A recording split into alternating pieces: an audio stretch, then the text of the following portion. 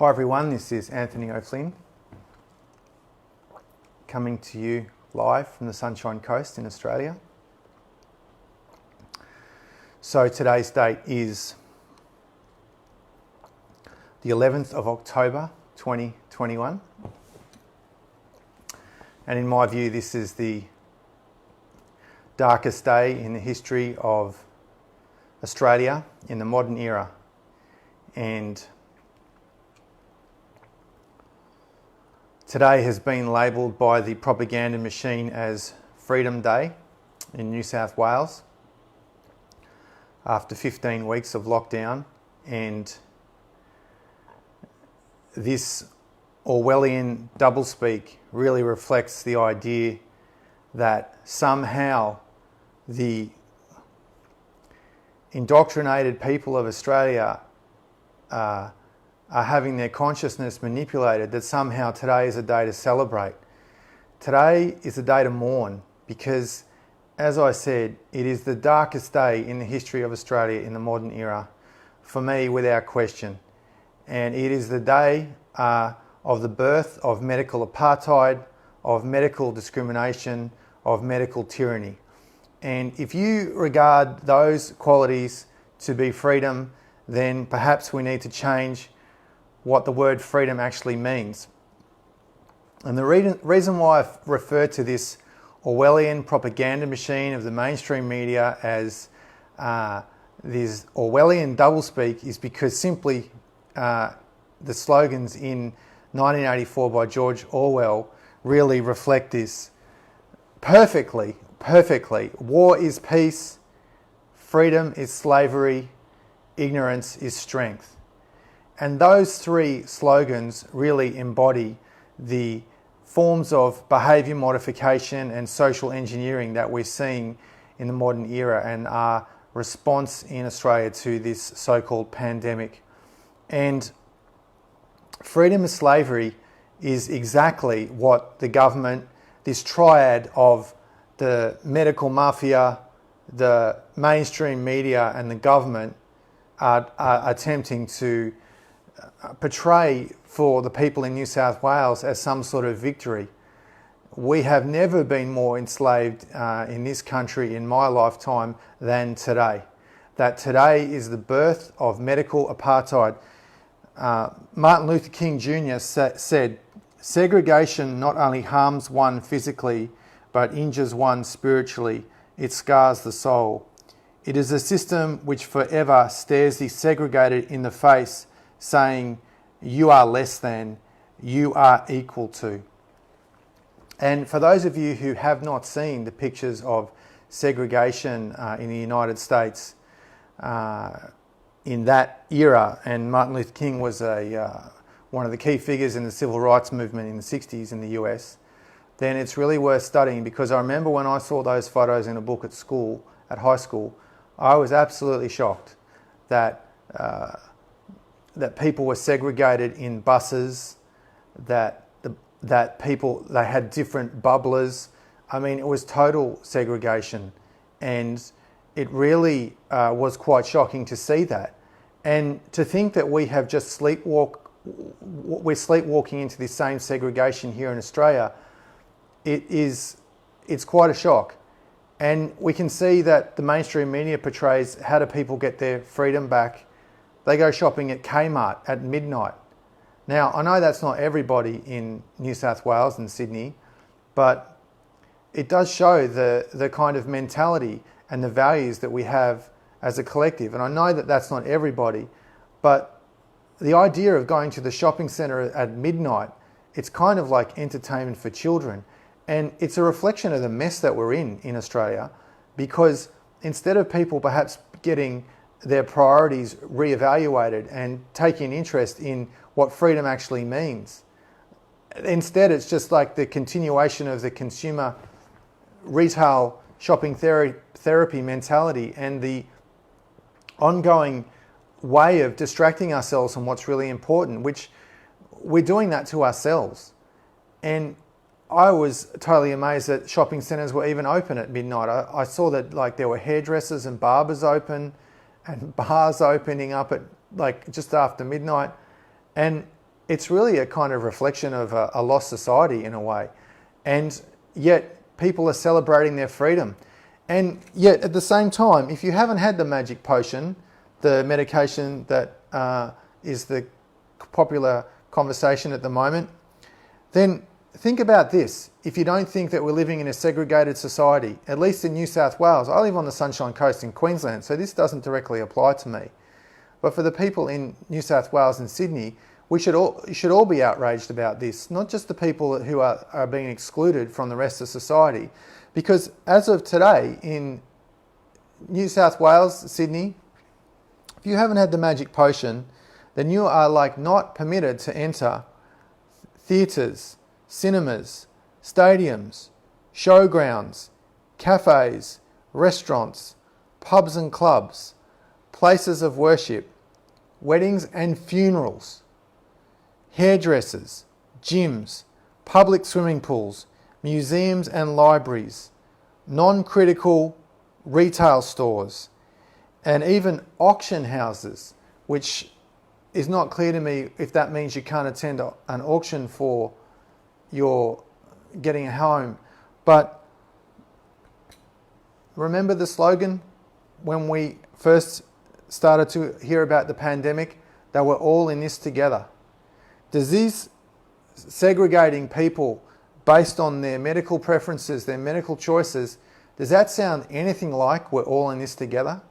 We're not all in this together. We never have been all in this together. But this idea that they're trying to push on us and the government that we're all in this together, it's nothing but a lie. It's nothing but another slogan to attempt to manipulate people into conforming to medical tyranny.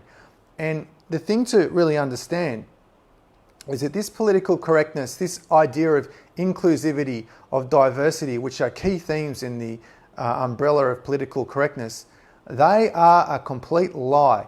And when they are used, they're just used as a way of modifying people's values, their opinions, their beliefs, and creating this homogenous belief system that's basically a way of indoctrinating people just to simply conform with the latest aspect of social engineering that they're trying to create in people's belief systems, in people's minds, in people's values, in people's speech, all these things. Tell me what's inclusive about having medical segregation in Australia. Please tell me what's inclusive about having the idea that all these people can't even go to a funeral or a wedding. It's an absolute disgrace and it's a national tragedy. And if we do not put an end to this and speak out and start to call out the politicians and hold them accountable and the medical mafia, then this will simply continue and most likely intensify in other states and also around the world. And this isn't just happening in Australia, it's also happening in other countries. For example, in Canada, now soon you will not be able to go on a train or you'll not be able to go on a plane domestically unless you have actually had the magic potion twice. So what we're seeing around the world is a covert takeover of people's own medical choices, of people's own health choices by the government, by the medical mafia. And it's real. And anyone thinks this is some kind of bizarre fantasy or is not real, stop and look around and see what's going on. I mean, they're already started now to talk about in the mainstream media the boosters, and I mean that's where we are going next. And people would laugh at that, but it's already starting actually this year here in Australia. So it's really something to consider about where we're going collectively, because we should be outraged about this regardless of whether you've had the magic potion or not. This is not about the magic potion. It actually is about respecting people's diversity and people's choices. And the response that we've seen with people speaking out about this is absolutely appalling. And I mean, this woman, Sam Frost, who I actually had to work out who it was, because believe it or not, I don't actually watch Home and Away. But for her to make her video that she did and then to be abused so publicly, vilified so publicly, it actually shows that we are not accepting people's diversity or inclusivity. And this idea of hate speech, well, is it only relevant if it goes against the programming, the social engineering of the government? Or is if someone's vilified for basically expressing their opinion on whatever issue that is diverges from the mainstream narrative. And it's something that is quite disappointing to see, and I've got to say it's completely un-Australian. But at the failure of all this is actually the government themselves. And we can see, for example, in New South Wales, that this new puppet has been installed, Apartheid, and in his very first press conference, or very in the first few days of his press conferences, again, he was actually criticised by the mainstream media for not having Kerry Chant present at the press conference. And that really highlights and illuminates this issue that the mainstream media are pushing, that the unelected medical bureaucrats are the ones running the state and not the democratically elected politicians.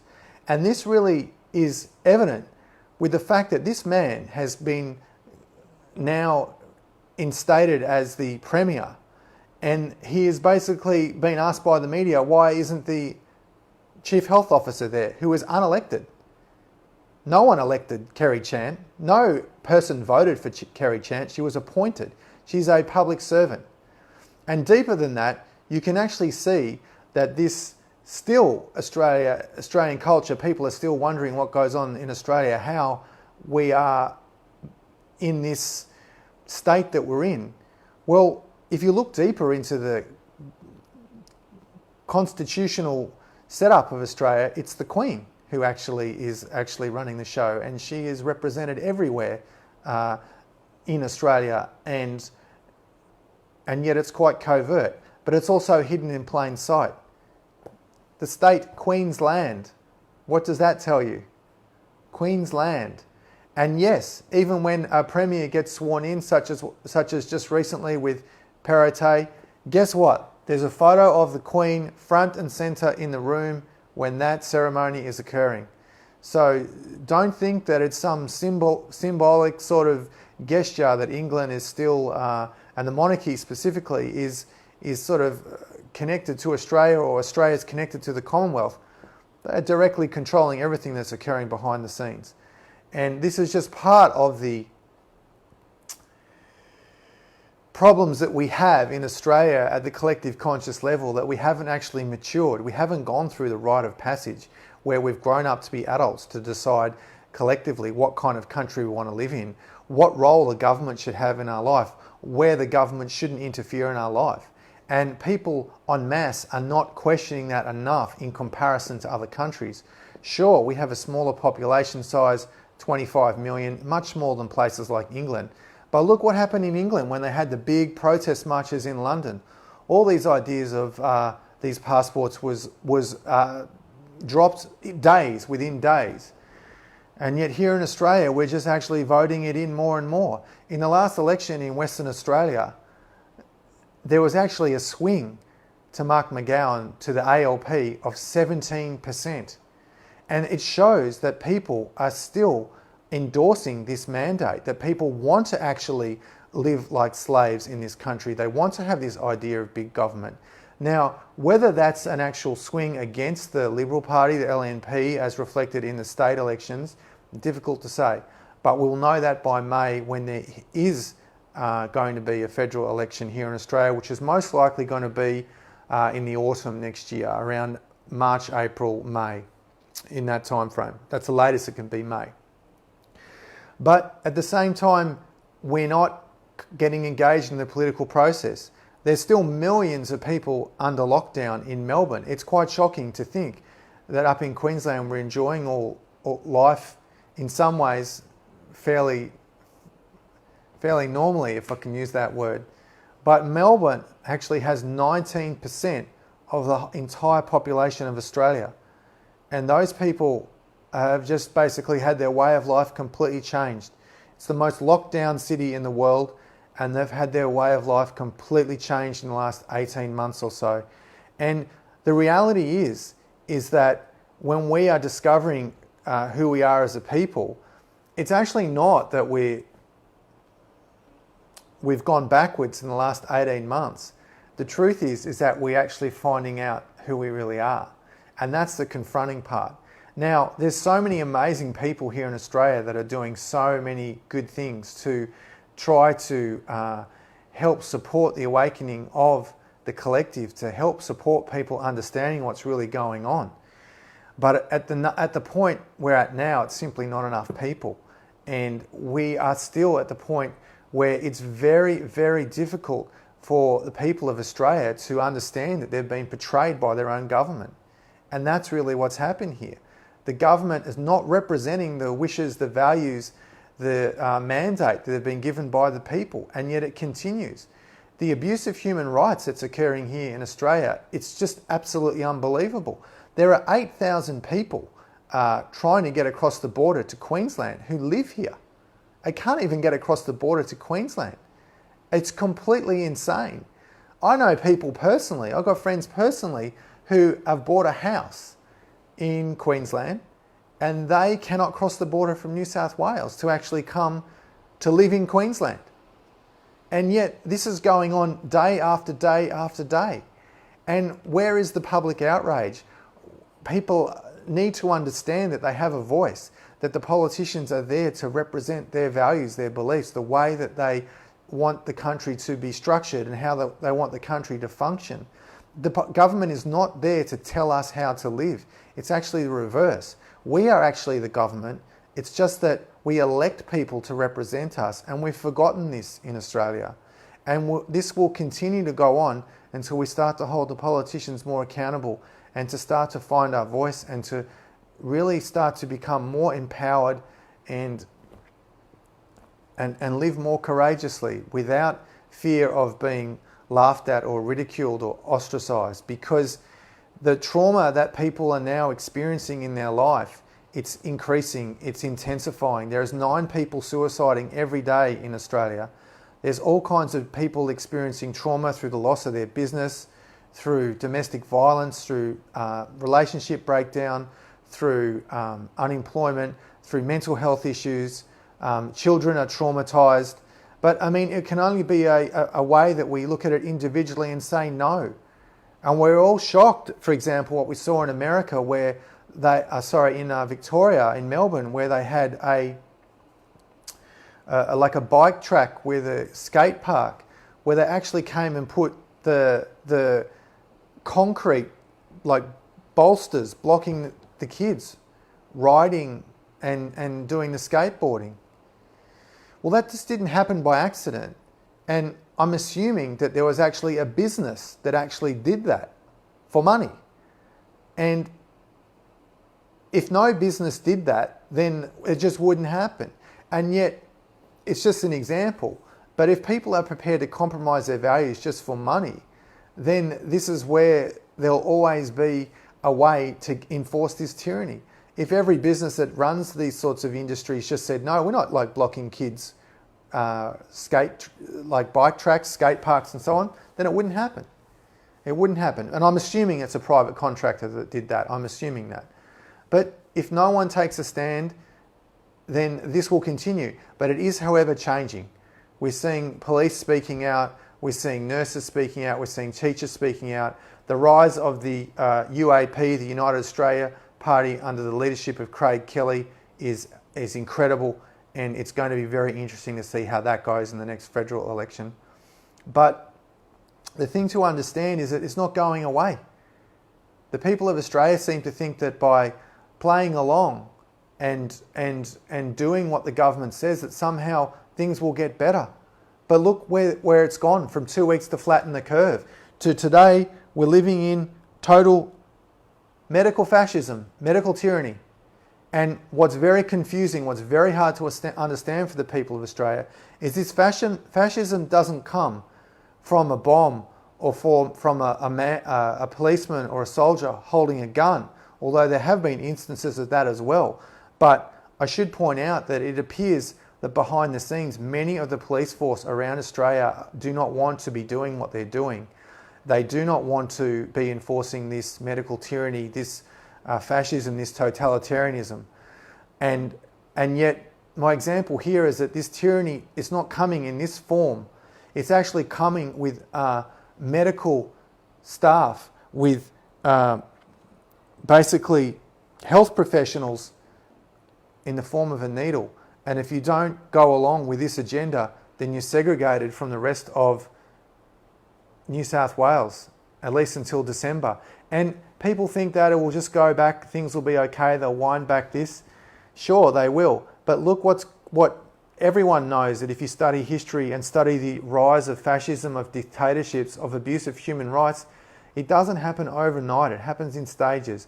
And as we've seen all along since this so-called pandemic started, that they take away the freedoms and then they give a little back, and then the next step they take even more freedoms. And so when you lose those freedoms, those rights, those civil liberties, you actually become conditioned to it, you become used to it, you become programmed that that's the way things are. And then when they give it back, like they've done today with our Freedom Day, people think that somehow we've got their freedoms back. Wearing masks, being tracked, tagged, checking in, living under curfews, living under lockdowns, not being allowed into various businesses, organisations, whatever, that's not freedom at all. It never has been, it never will be. So don't be manipulated by the mainstream media that this is some kind of day to celebrate, that New South Wales and Sydney have got their freedoms back. Because you're only one fabricated statistic away from another lockdown, or more draconian measures, or more loss of liberties. And this is just the way that our way of life has been eroded in Australia and will continue to be until we find our voice, get engaged in the political process legally, lawfully, and start to understand that the politicians are not representing us, that we're being lied to, we're being conditioned to understand and accept fascism as being a new way of life, and in some twisted way, a better way of life. And that's why I repeat, from 1984, war is peace, freedom is slavery, and ignorance is strength.